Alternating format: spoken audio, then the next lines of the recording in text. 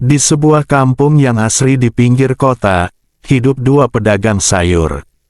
Aep, seorang pria parubaya yang sudah lama berjualan sayur di pasar dan keliling kampung, dikenal cukup lihai mengambil hati pembeli dengan obrolannya yang renyah. Selama bertahun-tahun, usaha Aep selalu lancar. Hampir setiap pagi, ibu-ibu berjejer menunggu gerobak sayurnya lewat. Namun, keadaan berubah sejak datangnya Mas Tri, pendatang baru dari kota yang juga membuka usaha sayur. Mas Tri datang dengan konsep berbeda, sayurnya lebih segar, ditata rapi, dan harganya sedikit lebih murah. Ia juga dikenal ramah, sabar, serta tidak segan membantu ibu-ibu mengangkat belanjaan. "Wah, Mas Tri, sayurnya segar-segar sekali," puji salah satu pembeli. "Betul, harganya juga miring. Besok beli di sini lagi saja," sahut yang lain. Lama-kelamaan, pelanggan Aep mulai beralih. Gerobak sayurnya yang dulu ramai kini sepi. Hanya beberapa orang yang masih setia membeli. Wajah Aep mulai dipenuhi amarah dan rasa iri. "Kenapa harus ada dia di sini? Baru datang sudah merusak rezekiku," gumam Aep dengan nada kesal. Malamnya, Aep duduk termenung di teras rumahnya. Wajahnya murung, tangannya menggenggam erat gelas kopi. Ia tak bisa tidur, kepalanya penuh pikiran. Hingga seorang tetangganya yang sudah lama dikenal datang menghampiri. "Kenapa murung terus, Aep?" tanya tetangganya. "Ah, usahaku makin sepi, Mas Tri itu bikin hancur semua," jawab Aep dengan wajah mendung. Tetangganya mendekat, berbisik pelan. "Kalau kau benar-benar ingin singkirkan dia, ada satu jalan, tapi jalannya bukan jalan biasa." "Jalan apa?" Aep menatap curiga. "Pergilah ke hutan barat. Di sana ada orang sakti, namanya Mbah Barong. Dia bisa membuat lawanmu celaka, bahkan hancur sekeluarga." Aep terdiam, jantungnya berdetak cepat, antara takut dan penasaran. Namun, rasa iri sudah menutupi akalnya. Dalam hatinya muncul niat jahat. "Kalau benar begitu, aku akan menemui Mbah Barong," batinnya, sambil mengepalkan tangan. Malam itu, awal dari sebuah jalan gelap pun dimulai. Malam itu, bulan sabit menggantung pucat di langit. Aep berjalan sendirian melewati jalan setapak menuju hutan barat. Suasana sunyi, hanya terdengar suara jangkrik dan sesekali lolongan anjing dari kejauhan. Semakin dalam ia melangkah, udara terasa dingin menusuk tulang. Di tengah hutan, ia melihat sebuah gubuk reyot yang dikelilingi pohon-pohon besar. Dari dalamnya tercium bau menyengat kemenyan. Asap tipis keluar dari celah-celah dinding bambu. Hatinya bergetar, tapi tekad iri yang membakar membuatnya terus melangkah. "Siapa di luar sana?" Suara serak menggema dari dalam gubuk. Aep tercekat, namun memberanikan diri menjawab. "Saya, Aep, Mbah. Saya datang ingin meminta bantuan." Pintu gubuk berderit terbuka. Di dalam, seorang lelaki tua berambut gimbal panjang duduk bersila. Matanya merah menyala, wajahnya penuh keriput dengan senyum menyeringai. "Dialah Mbah Barong." Heh, jadi kau Aep. Aku sudah tahu maksudmu. Kau ingin singkirkan sainganmu, bukan?" kata Mbah Barong, suaranya lirih namun menusuk. Aep menelan ludah, lalu mengangguk. "Iya, Mbah. Sejak Mas Tri datang, usaha saya hancur. Saya ingin dia, dan keluarganya, menderita." Mbah Barong tertawa kecil, serak dan menyeramkan. "Permintaanmu mudah, tapi ada syarat. Kau harus membawa ayam hitam tanpa bercak, kembang 7 rupa, dan darahmu sendiri setetes. Kalau sudah, biar aku yang mengurus sisanya." Aep ragu sesaat. "Darah saya, Mbah." "Hahaha, tenang saja, hanya sedikit. Sebagai perjanjian antara kau dan kekuatan yang akan kupanggil. Dengan tangan gemetar, Aep menusuk ujung jarinya dengan pisau kecil yang disodorkan Mbah Barong. Setetes darah jatuh ke dalam mangkuk berisi air kembang. Mbah Barong segera merapal mantra, suaranya berat dan bergema, seakan ada ribuan bisikan gaib yang ikut membaca. Ia mengambil boneka jerami, menancapkan paku ke dada boneka itu, lalu menyebut nama, Tri, Tri, Tri. Tiba-tiba angin bertiup kencang, api lilin bergetar, dan suara aneh bergema di dalam gubuk. Aep terperanjat, bulu kuduknya merinding. Mulai malam ini, hidupnya tak akan tenang. Dia akan sakit, keluarganya pun ikut terseret dalam penderitaan, ujar Mbah Barong dengan tatapan tajam. Aep tersenyum miring, hatinya puas. Ia tak tahu bahwa langkah yang baru saja ditempuh akan menyeretnya ke dalam kegelapan yang lebih dalam. Pagi itu, suasana rumah Mas Tri berubah mencekam. Tubuhnya mendadak panas tinggi, matanya sayu, keringat bercucuran, sementara napasnya tersengal-sengal. Istrinya, Bu Rini, panik bukan main. Mereka sudah pergi ke puskesmas, namun dokter hanya berkata bahwa Mas Tri tidak menderita penyakit apapun. Ini aneh sekali, Bu, tubuh saya seperti terbakar dari dalam, rintih Mas Tri, wajahnya pucat. Tak hanya itu, anaknya yang masih kecil sering menangis tengah malam, seolah melihat sesuatu yang tak terlihat orang lain. Malam-malam mereka dipenuhi mimpi buruk, suara langkah kaki, bayangan hitam melintas di sudut rumah, dan pintu yang terbuka sendiri. Kabar penderitaan Mas Tri cepat menyebar. Warga pun mulai berbisik-bisik. Ada yang curiga ini ulah orang dalam kampung, yang tak suka pada keberhasilan Mas Tri. Hingga akhirnya, berita itu sampai ke telinga Ustadz Aji, seorang ulama muda yang disegani di kampung itu. Ustadz Aji mendatangi rumah Mas Tri pada malam Jumat.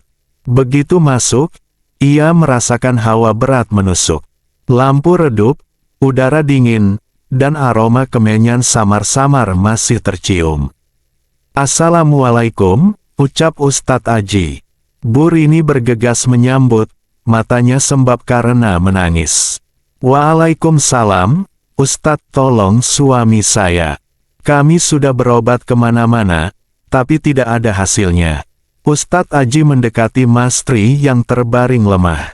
Ia meletakkan tangan di dada Mas Tri dan berdoa lirih. Seketika tubuh Mas Tri bergetar hebat, matanya mendelik, mulutnya mengerang seperti ada sesuatu yang menolak keluar. "Allahu Akbar," gumam Ustadz Aji. Lalu ia melantunkan ayat kursi dengan suara lantang. Tiba-tiba dari mulut Mas Tri keluar suara asing, berat, dan penuh kebencian. "Dia, milikku." Suasana rumah sontak mencekam. Bu Rini menjerit, anaknya menangis keras. Namun Ustadz Aji tetap tenang, melanjutkan bacaan ayat-ayat suci. Cahaya seolah memancar dari suaranya, memenuhi setiap sudut rumah.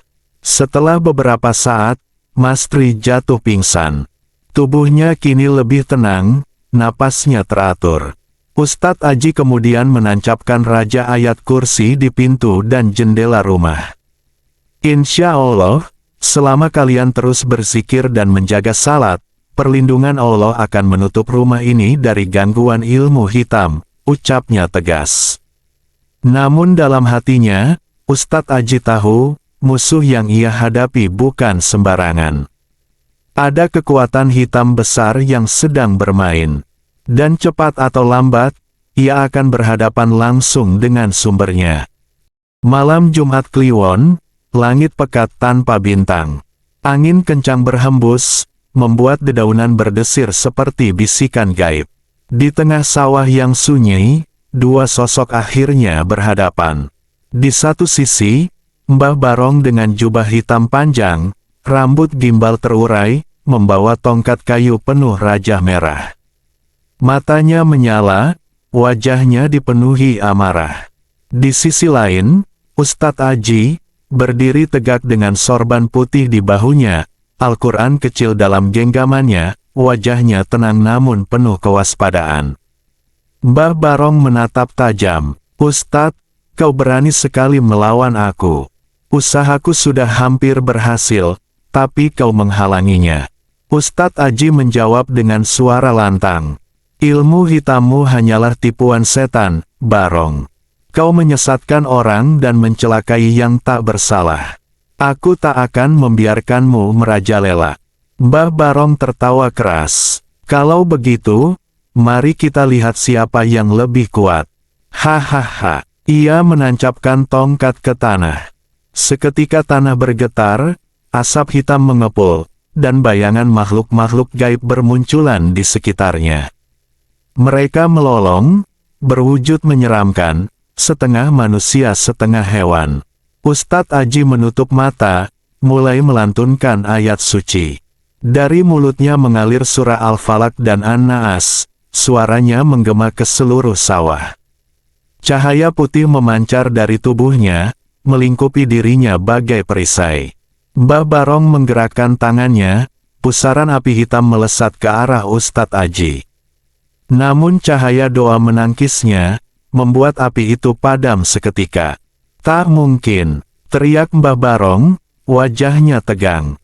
Pertarungan semakin sengit. Mbah Barong melemparkan jarum gaib, yang melesat bagai kilat.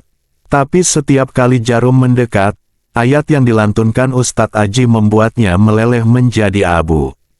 Ustadz Aji lalu mengangkat tangan ke langit, berdoa dengan penuh kehusyukan.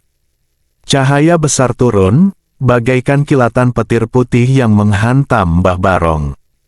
"Aregegegehah!" teriak Mbah Barong, tubuhnya terbakar cahaya, suaranya berubah menjadi jeritan ribuan makhluk yang ikut binasa bersamanya. Tubuhnya hancur perlahan, meninggalkan abu hitam yang terbawa angin malam. Sawah kembali sunyi, angin berhenti berhembus, langit perlahan terang kembali. Ustadz Aji menunduk, menarik napas panjang. Segala puji bagi Allah, kebenaran selalu menang atas kebatilan.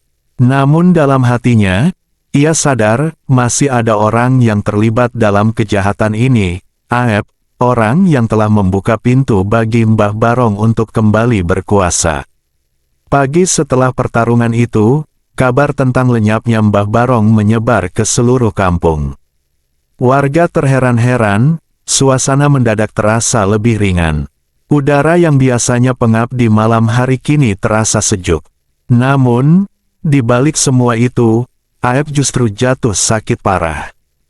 Tubuhnya kurus, wajahnya pucat, matanya cekung. Ia sering meracau di malam hari, menyebut-nyebut nama Mbah Barong. Kadang tubuhnya kejang sendiri, seolah ada sesuatu yang masih mencengkeram jiwanya.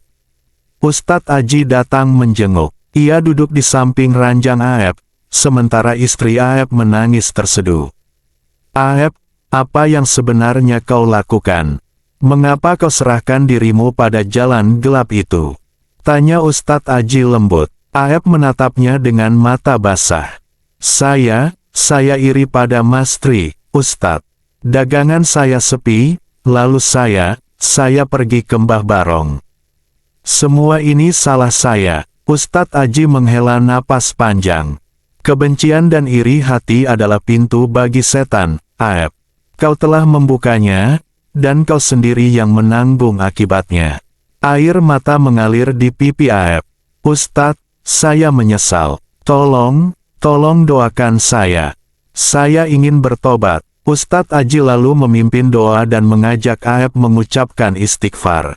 Dengan suara lemah, Aep mengikuti, meski tubuhnya bergetar hebat. Seakan ada sisa-sisa ikatan gaib yang mencoba bertahan. Namun perlahan, wajahnya tampak lebih tenang. Beberapa hari kemudian, keadaan Aep mulai membaik. Ia benar-benar meninggalkan iri hatinya dan memilih membantu Mas Tri dalam berjualan. Warga pun melihat perubahan besar dalam dirinya. Sementara itu, usaha Mas Tri kembali ramai. Ia justru mengajak Aep berkolaborasi, saling melengkapi dalam berdagang. Kalau kita bersama-sama, rezeki juga lebih berkah, kata Mas Tri dengan senyum tulus. Aep mengangguk, matanya berkaca-kaca. Iya, Mas, saya sudah banyak belajar. Terima kasih sudah memaafkan saya. Kampung itu pun kembali damai.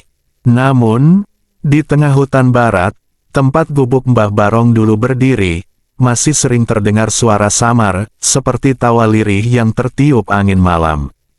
Seolah mengingatkan, ilmu hitam tak pernah benar-benar hilang, ia hanya menunggu pintu lain terbuka.